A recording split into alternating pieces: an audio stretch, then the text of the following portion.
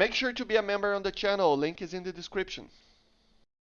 Hello guys, once again it's Matt, and today we have another video. Happy Saturday, and subscribe and be a member, and let's get into it. So we have another video on the F-14 Tomcat, of course, one of the main features of this update, but bear in mind that everything is subject to change, and probably we will see more aircraft because only 3 aircraft was added, so were added, I mean.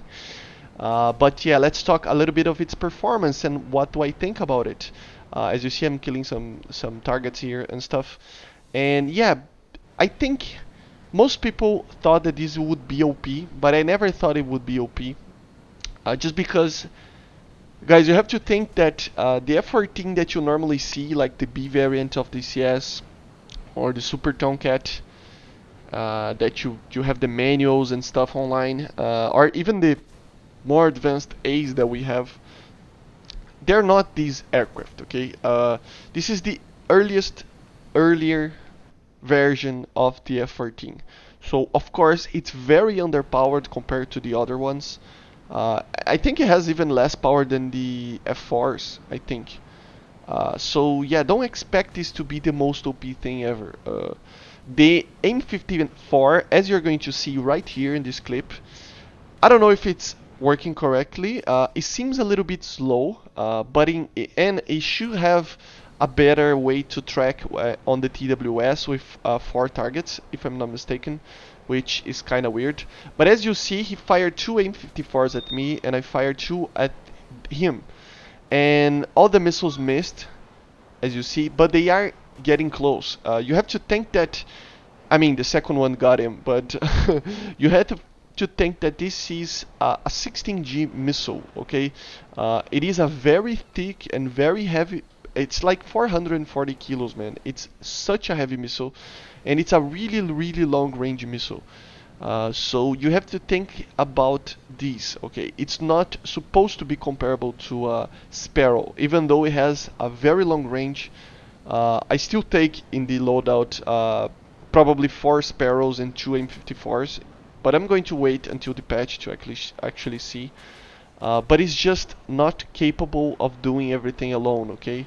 The AIM-54, even though it's a very good missile, for a long range shot, bear that in mind, okay? The Sparrows are still more reliable to get kills at closer ranges. Of course, I'm saying that, but everybody should know that, of course. But it's just something that a lot of people were expecting that this to be OP, a lot, I mean, be amazing and stuff. And it is amazing. It's probably the best aircraft in the game right now. But it's just one of those things that it's not as good as people think. Look at this. Look at the missile passing by. So the missiles are pretty amazing, but the target, if the target knows that they are there, it's not difficult to actually evade them. So you have to keep that in mind, okay?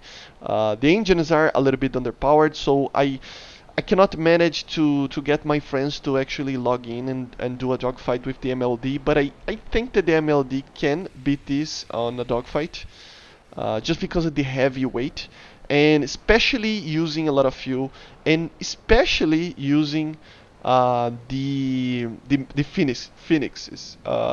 You have to, man, you have to feel it to understand, but it's such a heavy missile that it just makes it really hard to turn well when you are with 4 of them, for example, or even 6 of them. And yeah, the AIM-9s are really complicated. They're really good, but they're not an AIM-9L or anything like that. They are basically a little bit better than the G.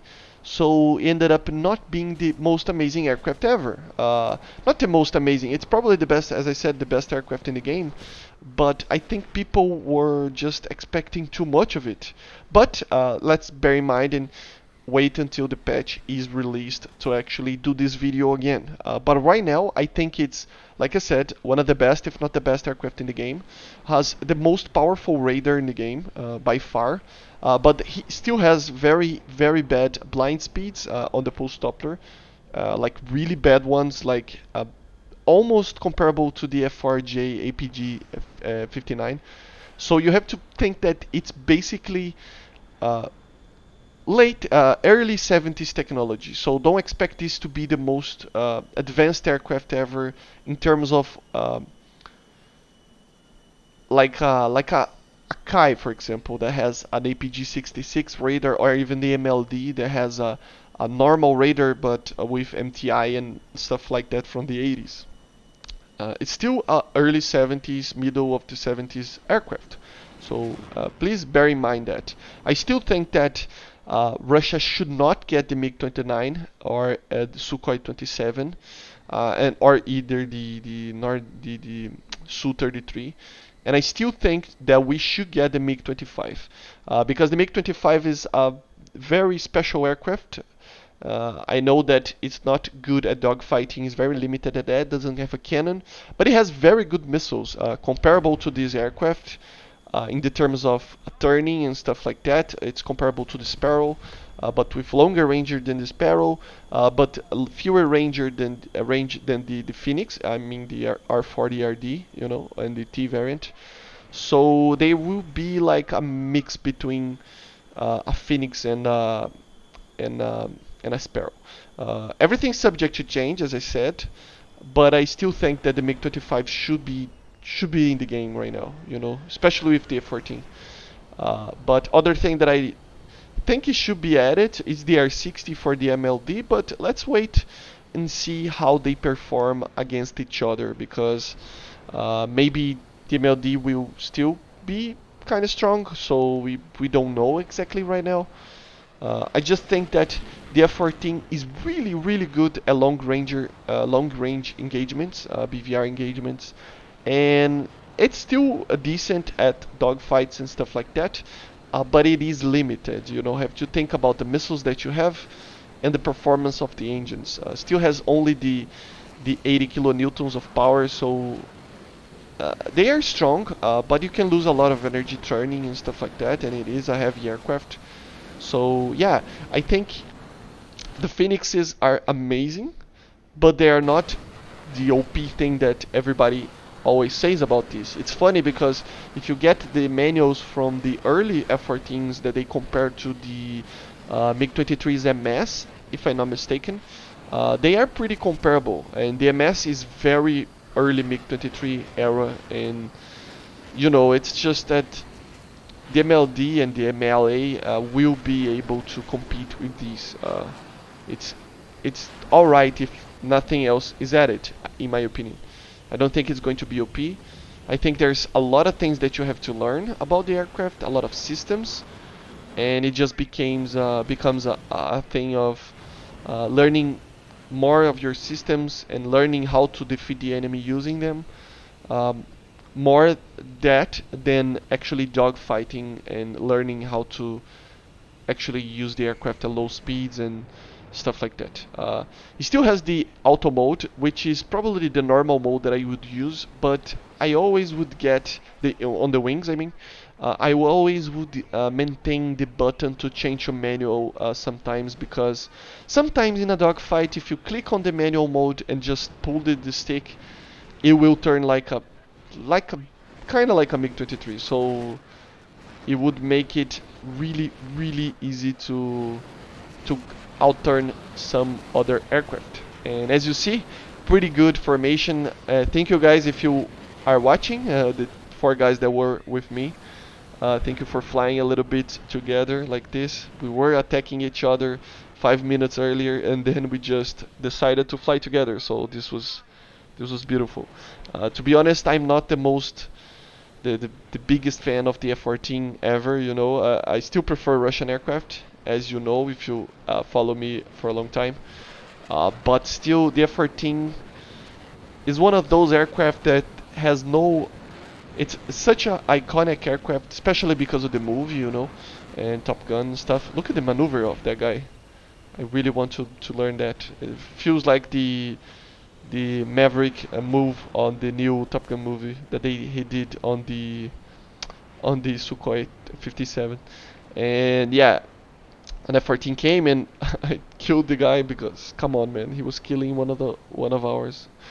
Yeah, basically this is it for the F-14. You know, it's an amazing aircraft, really fast, has some problems, you know. The missiles are not the most amazing thing ever, of course, but they don't have to be. You know, they are as good as they should be. This is the first fourth gen aircraft that we receive. Of course, it's going to have its toes and its entire fleet actually on the third generation kind of technology still. So don't expect to be the most amazing thing ever. And the radar, bear in mind that it's a very old technology radar, so even though it's very strong and very smart stuff like the TWS can do some amazing things, even though they are not entirely correct yet, but still it's one of the most amazing things ever to be having 4th gen in War Thunder. I mean, I've been playing for a long time, and yeah, it's just amazing. And here we have a new addition for War Thunder that I forgot to actually mention yesterday, which is the incendiary kind of napalm bombs.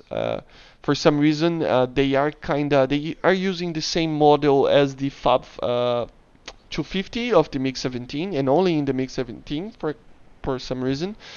But I don't know, maybe it's something that more aircraft will receive.